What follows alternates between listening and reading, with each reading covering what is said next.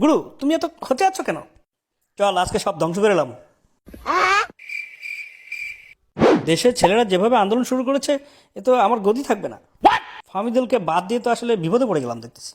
আরে ভাই এত টেনশন নিয়ে না, এরা কয়দিন আন্দোলন করবে আবার ঠিকই থেমে যাবে, প্যারা নেওয়ার কিছু নাই। আচ্ছা। আর আমরা যদি এভাবে বাইরে খেলা প্লেয়ারদেরকে নিতে থাকি তাহলে আমাদের ক্লাবের ছেলেপেলেরা ভাতই পাবে না।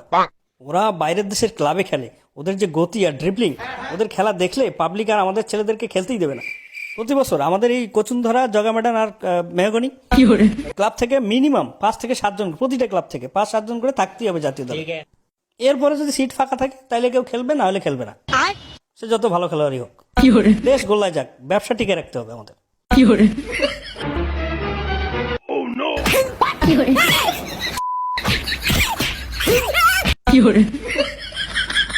গুরু এবার কার পালা?